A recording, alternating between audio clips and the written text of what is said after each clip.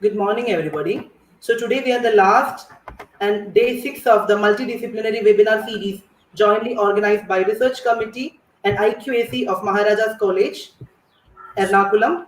And today we have a very eminent personality to speak on the very important topic, politics of media and new media. We have Dr. Arun Kumar, Assistant Professor, Department of Political Science, University of Kerala, who is also a very eminent journalist, newsreader, and anchor. He's presently working with News 24, and he will be speaking on the topic politics of media and new media. Without much ado, I hand over the session to Dr. Arun Kumar. Over to you, sir. Yes, good morning to all. സമയത്തിന്റെ ഒരു ചെറിയ issue ഉള്ളതുകൊണ്ട് I will finish within 40 minutes or 30-45 minutes. Okay. Let me know whether the medium is English or Malayalam. Yeah, that is what I was telling, sir. We have more non-Malayalis, so it would be great if you stick on to English. Oh, fine, wonderful. Okay, what I am going to cover this short span of time is some basic ideas about how politics and media connected together and how they disconnect. In a world of a highly increasing new social media activism, and politics is very much dependent upon what we are having in the social media, in the mainstream media, or in the old media. So what I'm going to do now is I will just introduce you some basic concepts regarding public sphere, the filters, how the propaganda is working with the media, and how the deliberations in media affect the political system, and how do they process it in the traditional input-output model.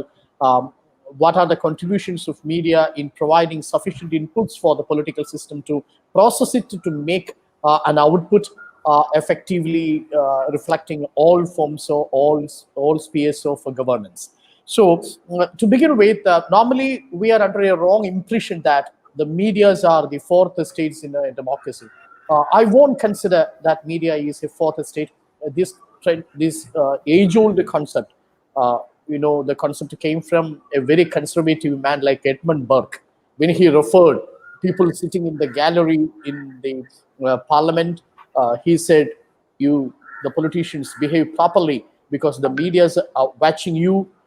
They are the fourth states. If the first state is the legislature, or the second state is the executive, and the third one is the lords, and the fourth one is the press. This was the concept of Edmund Burke. But this Edmund Burke himself was a conservative man in many respects, and he in fact created a lot of moral guidelines for the politicians to believe and to behave. And medias are not different from the citizens. In a way, medias are not enjoying any special privilege other than the special privilege of, or other than the common privilege of a common man or a common citizen. That's why judiciary said many times, Article 19(1)(a), that is right to freedom of speech and expression, that is the only right available to media and to the citizens. So medias are not different from the citizens' mode of communication. That means whether the media is owned by a corporate, whether you are using a Facebook or WhatsApp or any other social medium, there is no difference at all. Whatever may be the medium, that matters. Here, I am going to tell you one major important aspect, that is with respect to how the media changed its role in many, or with respect to the change in time. For example, during a colonial struggle, we had a strong fleet of media waging war against colonial masters, and they were moving almost towards getting a kind of a Purna Swaraj after International Congress adopted it. And there were a lot of writers, lot of publishers came with their works just to get a kind of political communication in favor of the anti-colonial struggles. That was a period of colonialism. But soon the colonialism ended upon these media that carried most of the anti-colonial aspirations of a country like India, started to move towards the direction of a new business model emerged after the post-colonial era. See, up to 1970, you see a kind of a media working in India, taking benefits from the government and as well as reaping the benefits of the market. They in fact influenced a kind of a referred people. If I use the Amitabh Bhaviskar's concept, referred people means those who are able to create a public opinion and those who are able to influence the political system with their public responses. This is called referred public. These media up to 1970s, in fact, especially print media, that this was the only media available in the private domain and to the general public. They in fact influenced the referred people, that means the influential people in the society who are having power and influence in the political system with their responses. And these media in fact did lot, especially with respect to the English speaking belt in the metro cities. And you can see what happened in International Congress in 1967 or 1969 or after that, the split in the International Congress. All these things were properly covered, and many editorials were written during this time. And this came to a public domain in a socialistic perspective in 1970s. The media soon changed its track to stand with Indira Gandhi up to 1975. And after 1975, during the emergency period, media in fact waged a war against the state. You see most of the media houses were closed, especially Internet Express, Manorama, Mathrubhumi. All these were closed and shut, and most of the editorials rights were taken by the state during the time of emergency. In fact, after 1977, different social groups started their publications, and for the first time, we have come to an understanding that the media needs in India. We need media to protect democracy from salvaging the constitutional provisions in the Indian Constitution. So, media stood a different role as judiciary did in the post-emergency period. But in 1990s, it again saw a different form of media narrative is happening in India, where, as the Arvind Rajagopal mentions in his Politics After Television, these new media, in fact, catered to a new political uprising in India with their two mega serials like Mahabharata and Ramayana. They influenced the people in the Hindi-speaking belt. Most of the people, vernacular newspapers, and these two mega serials telecast in the Doordarshan influenced the or imagined or captured the imaginations of the rural India as well as the metros in India. So naturally, it paved the way for the emergence of BJP, and with the help of these two serials, with the help of the propaganda created by these vernacular news media, especially Hindi-speaking news medium, these new political classes emerging, and this is with their conformative or rather cultural nationalistic ideology, they started to bloom in India.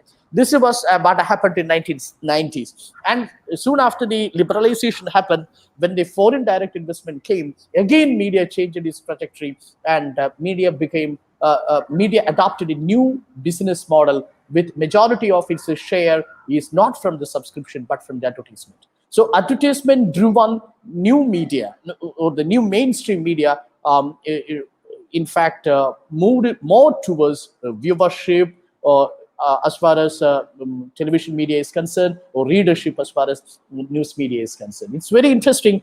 For the last 10 years, when you analyze the revenue coming from the government sources or from the private sources, English media and the news media, even though there is even the sea of difference in terms of the viewership, new English news media gets almost equal amount of advertisement or the share compared to the social media. What does it mean? There is a new urban middle class or upper middle class viewers. They are capable of deciding political destinies in India. These English news media, especially English news medium, English newspapers, all these created a new civil society which is more capable of influencing the political aspirations of even the rural people. That's why even though mainstream medias are doing a lot of coverages with respect to the recent farmers' protest in Zingu, Tikri, or in Ghazipur, it has not been given that much screen space as what Anna Hazare did years back. For example, I still remember when Anna Hazare and Arvind Kejriwal launched this strike in Jantar Mandir against or in favor of a Lokpal bill. Then there was English media attacking the government, especially the UPA government. They are making 24 hours without interval telecast, live telecast, etc. But such things you cannot experience in the farmer's case, because as I always said, there is a a new civil society, and the new business model of the media in fact influences a lot in uh, uh, deciding which news to be telecast live without intervals, or 24 hours live transmission should go on, etc. These are the things that I want to tell you. So that's why I'm telling you, in different periods of time, medias are taking different positions with respect to change in the political stratum, change in the civil society, change in the market models. So now we are in a market model or in a business model with advertisement revenue that forms major share as far as news medium is concerned, mainstream media is concerned. That's why the new media started to play its role in the recent in the contemporary political period. And I wish to distinguish, or I wish to make a chronological classification with respect to this media role in the political system. For example, old media and new politics. That was a kind of a scholarly article written in United States. They consider there was a period when the traditional media played a lot of political propaganda and the political campaigns as far as America is concerned. That was till 1990s. But after that, new media emerged and a new politics emerged with a more socially interactive new social media, gave a lot of spaces for the citizens. That is the second phase. First one is old media and new politics. That means new strategies were adopted in the election campaigning, but the medium was traditional and the old. And a second stage, you witness the emergence of websites or the blogs or the internet, but in a limited scale. So you consider the emergence of new media in the first phase and the new politics. Politicians began to start their own websites, their blog, etc., etc. But still, up to 2000 or 2010, the penetration of the internet was not that much not that much pervasive as we are witnessing today. But after that, in the third phase, especially after 2010, the third phase came. This is the second phase in the new media, where more sophisticated, more socially interactive new social mediums are influencing and deliberating in the political system and making a lot of pressures upon the political system, either to correct or to or to influence them. That's why in the United States of America, the campaigns were not really led by the people on the street, but on the screen. The people led the campaigns on screens, especially in the small screens, and that's why Joe Biden had, in fact, because of the historical and political reasons as well, and they had a lot of political followers in the social media. They could successfully overcome Donald Trump's resistance in the presidential election. This was what happened in the United States of America. A new social media is emerging, and its ramifications in political system is yet to be ascertained, because just 5 years, it's a very short span of time, but its influences on the political system in the decision making, or in the making of the political system, or the unmaking of political system, all these are very relevant on constitute a significant or it makes a very interesting area of study. Now, I want to move to the basic theory. Then what happens to media and politics, and in which theory we can still consider or still elaborate and describe impact of media on politics. And I still consider Duke and Habermas theory of public sphere is the best one in this regard, even to explain the effect of new media in politics. If I say Duke and Habermas theory of public sphere, I want to tell you one thing. The features of the public sphere, in fact, is very important to understand the change in the media. Because as this civil society changes, so the media also changes. Media cannot be separated from a kind of a civil society or in the public sphere what we have understood. Just 1 minute, I will just take a call and then I will come back. 1 minute.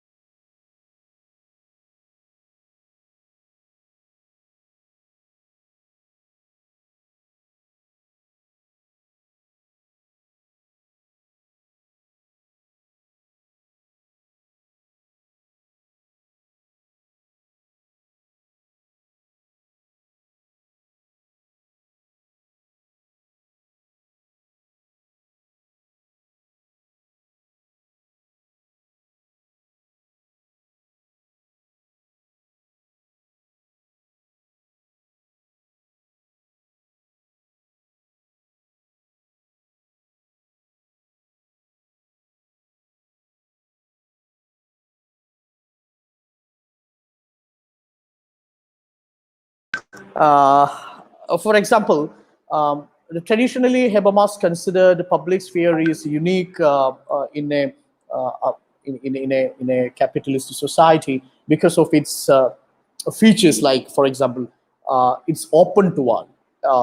Extent of access is great in a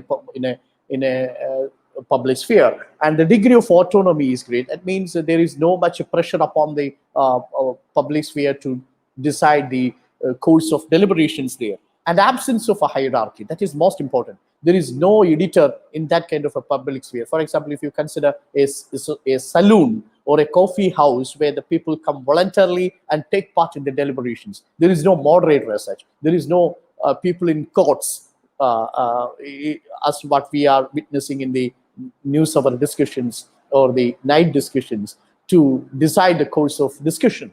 People will say their opinion and there will be counter opinion, etc., etc. So there is no privilege. The access is open to all, and the degree of autonomy is great because there is no much pressure upon them, not from the market, neither from the state or from the life world we are experiencing. Since you are not debating your private things there, you are discussing the public things in the public sphere. So the nature of the public sphere was that much unique, that was conducive for making a rational critical debate.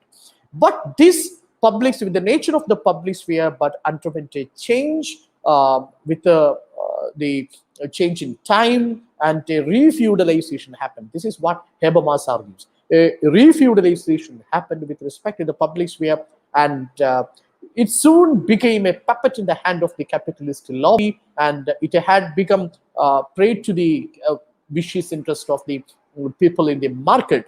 So it had become a tool in the hands of the capitalist logic in the neoliberal period. This was the argument of Jürgen Habermas. So in the beginning stage, this public sphere was very much conducive for undertaking rational critical debate. If I say this is one of the classic example of an ideal public sphere and the ideal media, where a rational critical debate is taking place. But unfortunately, such a space is not everywhere in the present day. At least I will say even in 24, when you undertake a rational critical debate, of course, there are so many limitations upon you. The limitations are not done by the editorial board. The limitations are not imposed by the management, but rather the limitations are imposed by the social system in which we are living. For example, if you are taking a position completely in tune with the Supreme Court verdict with respect to Sabarimala, then you see you are taking a wrath of a major chunk of the audience on the street. So definitely the conservative elements in the social system, they are also part of this public sphere, remember? They are also part of this public sphere, makes this public sphere unable to function autonomously. So a change happened in the public sphere. Since there is a change in the public sphere with the pressure by the social system, definitely the media as one of the other elements in the public sphere will also either succumb to the pressure or they will adapt to the pressure. So this is what we are witnessing today.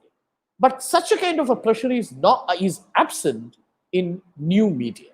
So that's why what I am saying is that a kind of the different people in different social mediums are interacting in a platform like Facebook or in Twitter or in WhatsApp. Such a kind of a virtual public sphere is created with almost the same features of what Duke and Habermas uh, defined in the emergence of the public sphere in the 17th or 18th century or the 19th century. So a new virtual public sphere is emerging, but I don't know how far and for how long this will remain as having the same features of the public sphere, the classical ideal public sphere Habermas mentioned. For example, the access, with respect to the access, now you have a internet, but remember, still only if you can pay the internet fee or the online fee or the uh, uh, or your online fee, you can have a participation in that. Then who are excluded from this public sphere? The new virtual public sphere excludes a large chunk of population on the street, in the tribe sections or the ST communities, those who are not having any money to have the luxury of geo plans. So these people, again, making a new, what do you call, a new civil society, as something similar to what witnessed in the 1990s, the new English-speaking urban haves who are having the luxury to afford 100 Mbps unlimited plan of geo fiber. So these new civil society and the new public sphere, which is very expensive public sphere, in fact, exclude a large chunk from the society in its deliberations. So you may be aware of what is happening in the Vargaman resort. You may be aware of what is happening in the Singhu border. But at the same time, these people are still not having connect to the what do you call, the even the new media.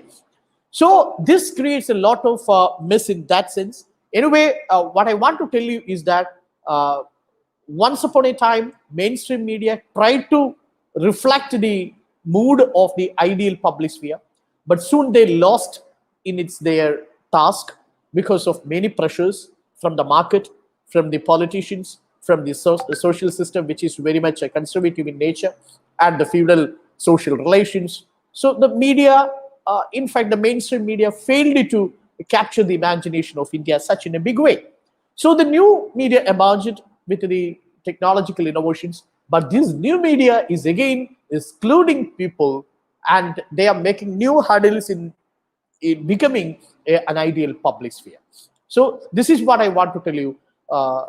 If there is any effort to make media successfully handling or embracing the political system to function as a fourth estate, which is very idealistic notion, which is yet to achieve, then we have to make it again open to all. Then making it more autonomous in its functioning, and there should not be any kind of a hierarchical system, no, and there should not be any kind of personal interest creeping into the public sphere in its deliberations, and thereby keeping aloof from the market forces as well. So what we need is a new business model in media to make it more effective and more politically active, more democratic in a way, more gender free, more what do you call, racial free, more class free kind of a democratic component should be there. So what we need is a new business model as far as new media is concerned. Even if the internet penetration is very high, still the technological limitations exist upon this new media in becoming what we call the idealistic public sphere. This is the last thing that I want to tell you. I think I will stop here because of the positive time. Let's have a discussion, then we will come to other aspects if I left any. Yeah, sure. So, as Arun sir said, we can have questions. And there is one question in the chat box already. There is a rumor that the media in Kerala is anti-left and the murders happening in left parties are never reported. What have you got to tell in such rumors as a journalist? Over to you, sir. Is anti-left and the murders are happening in the left parties and everything. I think this is again another issue of our society is very much polemic in nature. The audience is very polemic. Polemic means you are politically or communally or ideologically grouped into a cluster. So you are watching television not as an individual objective political participant. You are watching television news with an affinity towards a political party or affinity with a religion, affinity with a certain class of interest.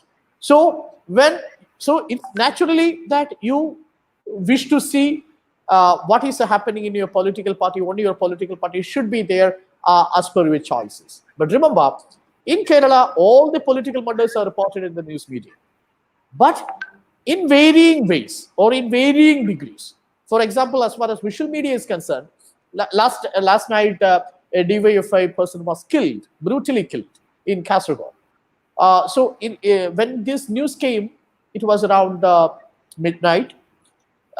Even I came out of office and came to my flat. By the time the breaking news came, then our people on the ticker, that means the people who are handling this breaking news, then they suddenly gave it. Other news channels also gave.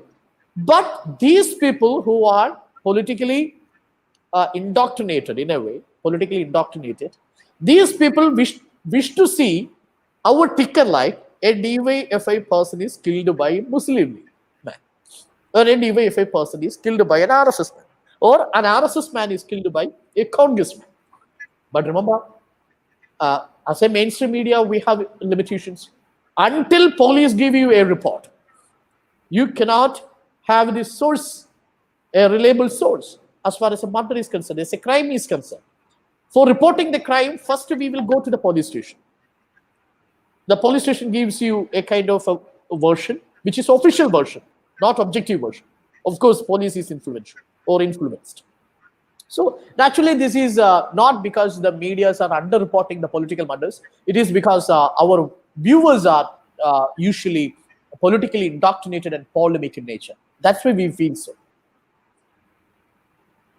Okay. Over to Veena. Veena, you are on mute. Can you please unmute yourself? Sure. Am I audible now? Yeah. Sure. Okay. So, though the virtual public sphere, okay, it is predominant, but I believe that it is the mainstream media that we all rely on mostly. So even if we see a news on Facebook or Instagram, we go check the mainstream media and only then we confirm and then share it up. But my question is that I very much respect the saying that media not only reports but act as a bridge between state and public. So my question is, since there is diversity of content disseminated by new media, and it has created opportunities like ability for more voices to be heard. But what is your personal opinion as in, has it compromised the ethics? The ethics basically means respect for privacy or distinguishing between facts and opinion. Have it compromised on basic ethics because of the term viewership? Because every mainstream media is now going behind this viewership. Even 24 News 24 that has come up with the very next day after election, they came up with saying that it was our channel that was being viewed mostly by the citizens for knowing the election results. So do you personally believe that you have, or in general, the mainstream media has compromised on this viewership, or on this ethics because of the viewership? No, doubtly so. Because as you know, even though our civil society or the public sphere has been certain features of degeneration, but still the public is very important and civil society is very strong. You cannot conceal or you cannot deceive this public for a long period of time. But normally, no media can dare so. Even though there are some media groups openly declaring their allegiance towards an ideology or to a religion or to a political party, if you consider mainstream media, the viewership is just because of their credibility. So the viewership and the credibility are not two different things. If we are undermining the ethics and going after the viewership, definitely we know such kind of a thing will not exist because it's paradox. Undermining ethics and getting viewership is almost difficult. You can do it in I think in some special occasions, or sometimes you are doing it beyond ethics for augmenting the viewership number, but at the same time in long run it will backfire. That's why you have to take a medium to get a viewership as well as, and your ethics is also important. We will never compromise ethics. I think no successful media market or media market model can compromise ethics in favor of viewership, because in the long run it will backfire. So is it the reason why so many points are giving? Like recently, you have in every channels that you have 100 points in 60 minutes, or you have so many things like that. Is it because of this to get hold of the viewership that you're coming up with such different business ideas? I didn't get you properly. What business Okay, idea? it is like you said that new business models should be emerging, right? Yeah, So yeah. and as society changes, media also changes. So is it the Yeah. reason behind having so much programs, like to play on a safe side, as to giving so many points, or 100 points in 100 bullets, or 100 news lines in Yeah, 60 yeah, yeah. minutes Definitely. Because we have to be innovative in a way. Actually, this 100 news is not our contribution. We have taken it from Agitek and then we remolded it in our shape to give our Kerala audience. But as you said, viewership that matters, of course. But my point is, we will not compromise the things for viewership because these are interconnected. This is what we believe. But as far as you said, is every minute is counted because the bark rating, which has been now suspended for 3 months, I think it will come in the next week. It will tell the actual viewership in the television households. So actually, we have to make the screen more dynamic and screen more interactive and more simple, and at the same time, it should be an active screen. That's our philosophy, to make it more viewers. At the same time, your content should not be compromised. We are giving you sufficient information. Every hour you are getting new information on the screen. That means you are getting addicted to the screen. Every hour you expect something breaking happening in your screen. Fortunately, it is happening. That's why we are giving. Yes, Veena. All right, thank you.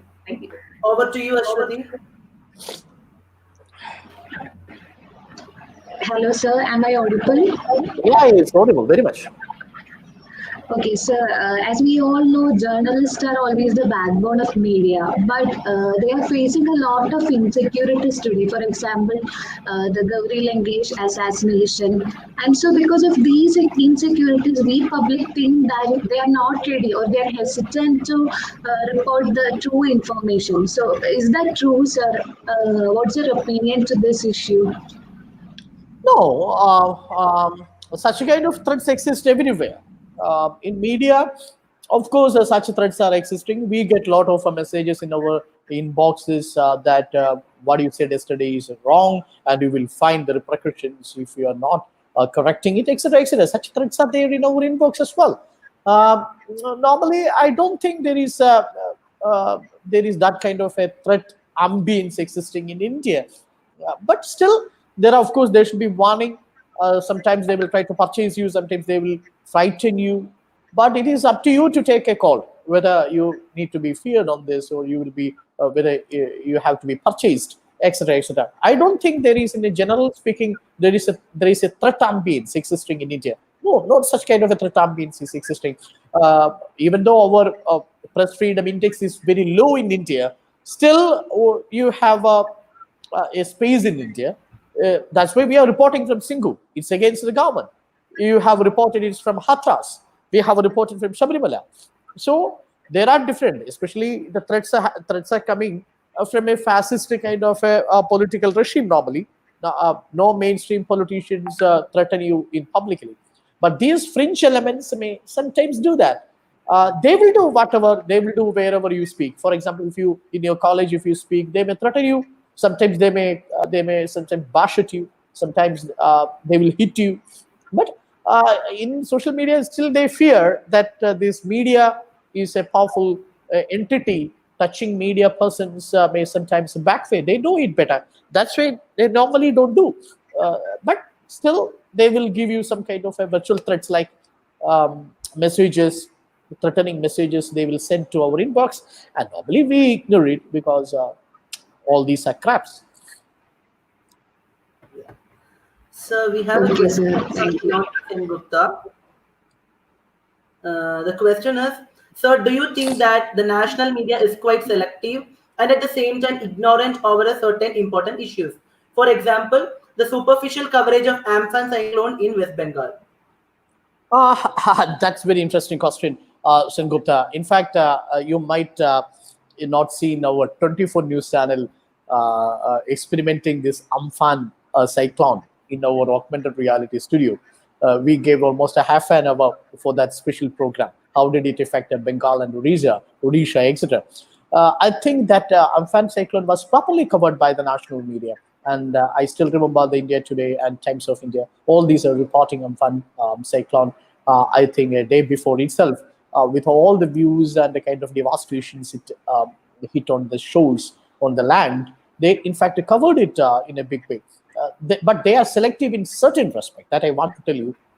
But they are not selective on these geographical, economic, or entertainment aspect, but rather they are very selective in their political matters. For example, the screen time they are giving for the agriculture or the farmers' protest is one instance in this case. They are giving not due importance upon them because, as you know, this is a big issue for the 29th day. These farmers still came, but still not properly acknowledged by the national media. In that sense, I will say they are very selective in terms of their political reporting. Because of the many pressures, as we are aware, the political pressure is there, economic pressure is there, and there are another fear of ED, Enforcement Directorate, and investigation agencies coming to media rooms and arresting them. Even the Arnab is arrested, and Arnab himself is selective in many respects, but even that Arnab is arrested for going after a particular case too much.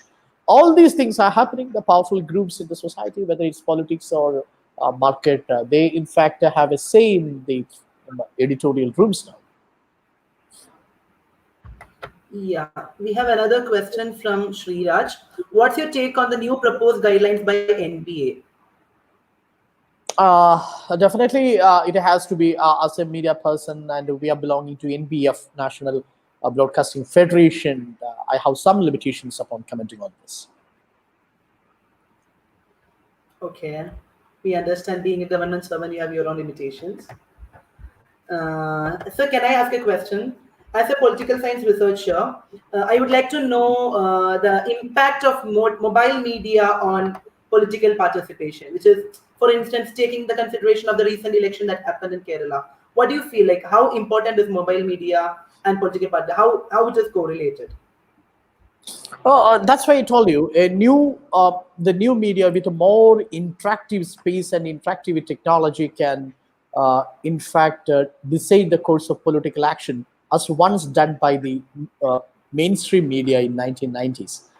That's why in 1990s, if the elections are fought in the mainstream media, and I'm not speaking in India's case, I'm speaking in American context. In the present time, the elections are fought on mobile phones. The present time, the mobile phone, the campaigns are done, especially in the COVID struck a political milieu. The campaigns are done in the social media, in the Facebook. You know, the social media stars are there, and the campaigns are done, slogans are done, your promises are given, your what do you call the thrilling moments are given.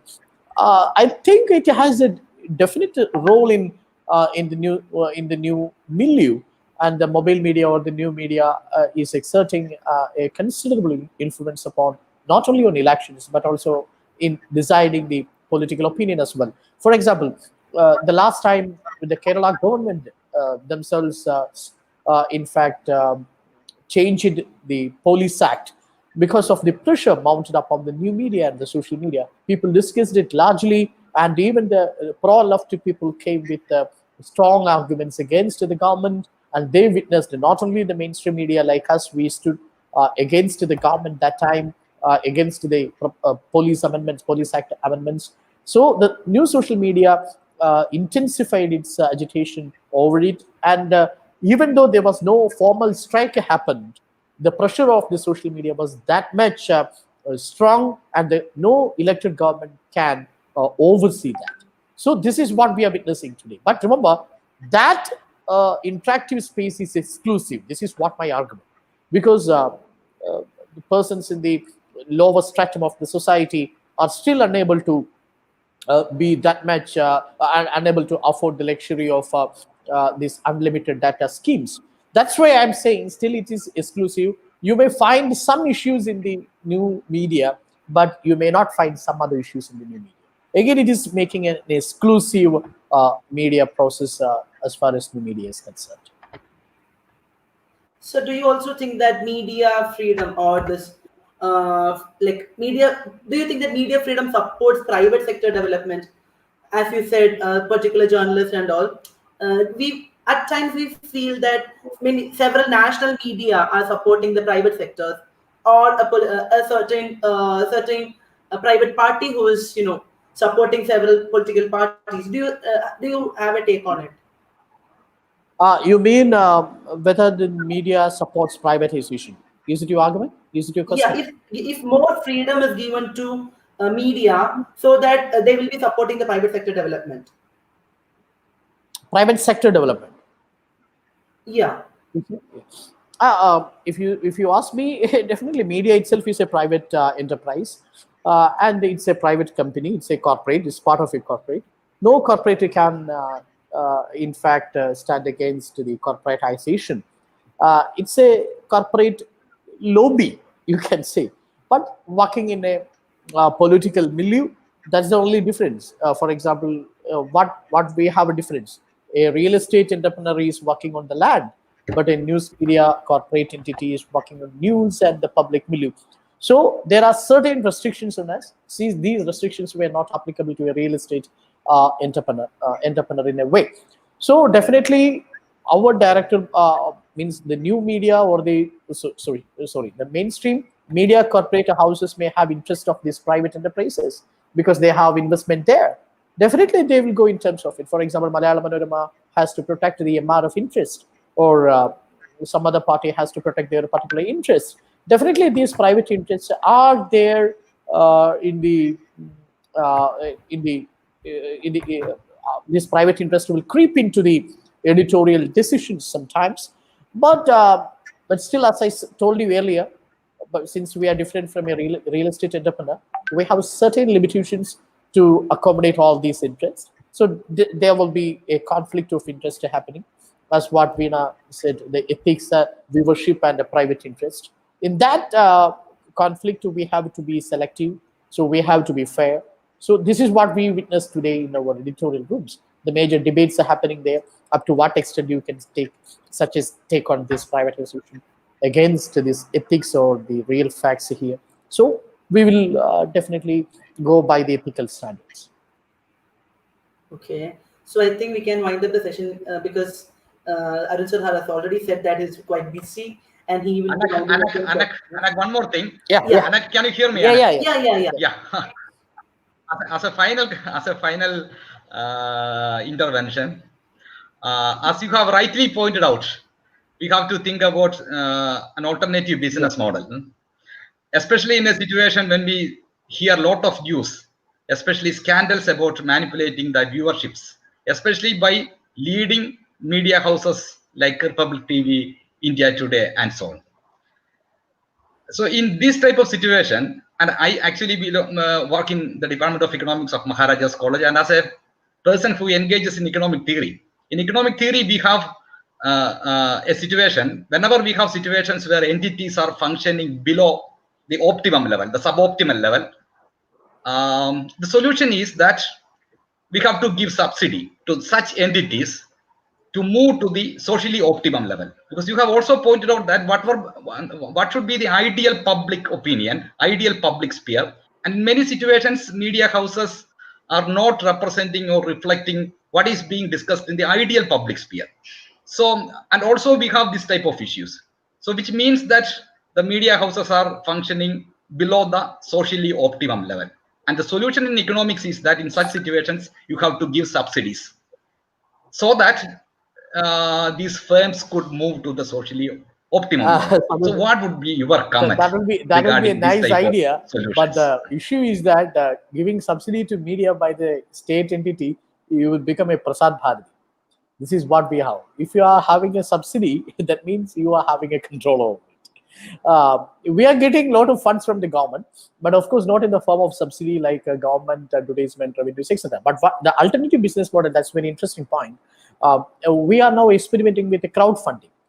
Crowdfunding means people are contributing a lot as a trust towards you without having any say in editorial policies, just with the condition that you have to report objective things without any compulsion from the top. For the time being, I can say that no market forces compel us to manipulate news substance we air on television channels. But rather, what these market forces working, they may sometimes interest more viewership, as what Veena said. In that conflict, sometimes you may take your camera from a paddy field to a fashion field, to a fashion venue. So that is what P. Sainath is saying. You may give more significant, more importance, more coverage to a Lakme fashion contest rather than the Vidarbha suicide death of these farmers. So in that selection, or what you in making news or prioritizing the news, these market forces are into it. So here my question is, whether can you what do you call can you replace this present market model with viewership rather than with any other means for making it an ideal public sphere, to make it a rational debating or rational critical debate happening place? Then what will be the ideal funding source? That is my question. How will you measure it? Even if you are paying 1 lakh rupee in a year as a trust member for your channel, you wish to see at the end of the year the channel should be on air. The people should watch it. Otherwise, your TV will become Doordarshan or Krishi Darshan, etc. So what you have to do is, again, this, even if there is an alternative market model emerging, the public and the public sphere and the civil society matters. If they are not interested, for example, if we discuss the farmers' protest, how many of you will watch this? When another channel is breaking with the headlines, Swapna Suresh and Shiva Shankar went to United States of America and they had a Swiss investment there. If they make a breaking on it, definitely you will go after Swapna Suresh and Shiva Shankar. So our viewership will be minimal. So then, of course, we can do it for one day. The next day again, the farmers' protest is augmenting in the border. And again, the other news channel is coming up with the CM Ravindran's scandal with the Ural Society. Definitely, if the second day again we are taking the farmers' protest, our viewers will be again minimal. Then how long can you sustain this interest of the public? That is the question. That's still we are having no answers. So you have to judicially mix it. You have to judicially mix it. For it is not only a question of a business model, it is a question of a public sphere model. What we are having a refeudalization of the public sphere, where the public sphere interest is changing. It is because of the, I think, the weakening of the enlightenment forces that lay under all our social interaction. This is what I read.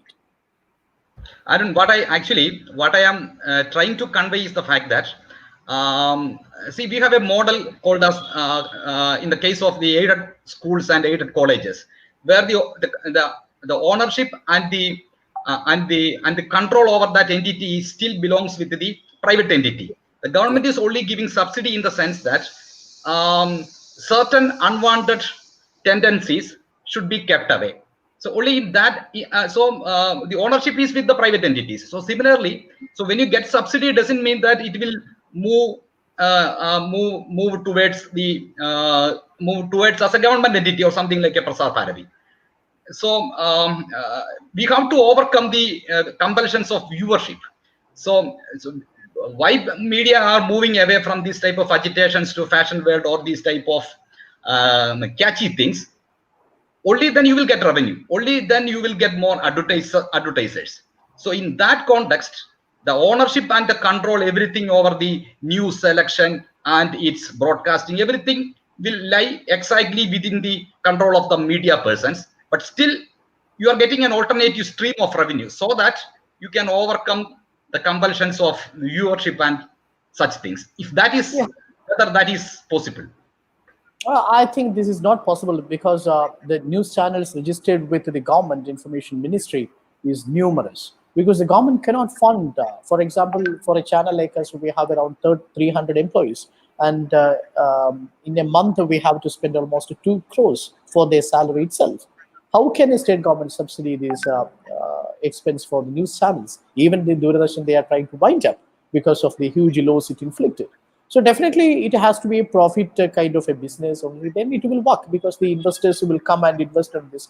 Otherwise, you have to be having a BBC kind of all comprehensive BBC model media broadcasting system.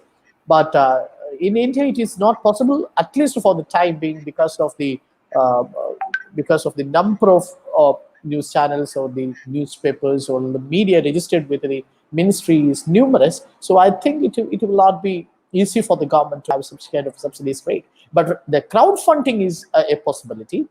Trustee making news channels, and they are giving this. And we are actually working like that.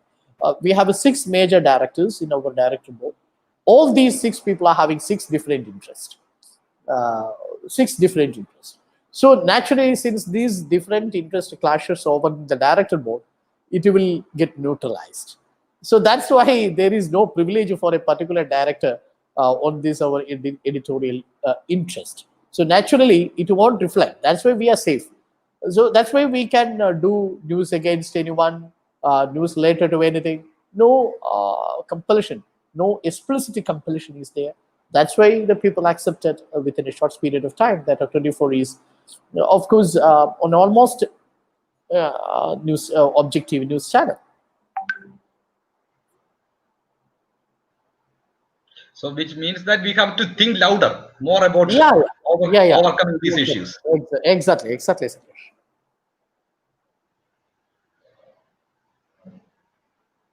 Anak, where is Anak? I think Anak has gone. No. I think we've lost his net. Some problem with his net. Okay, no issue at all. So anybody Anyway, else have any questions? Anybody else have any questions? No, You can raise. I think we can wind up here because it's almost 12 o'clock. We will meet sometime in person and talk. Okay. Thank you, Veena. Thank you, Vishwati. Thank you, Anak. Thank you, Santosh. Thank you, the people who raised questions. Thank you, sir. Thank you for spending your valuable time with us. Thank you. Am I audible now? I had some 1 second. Anak. I think Okay. Yeah. I'm here. Sign off.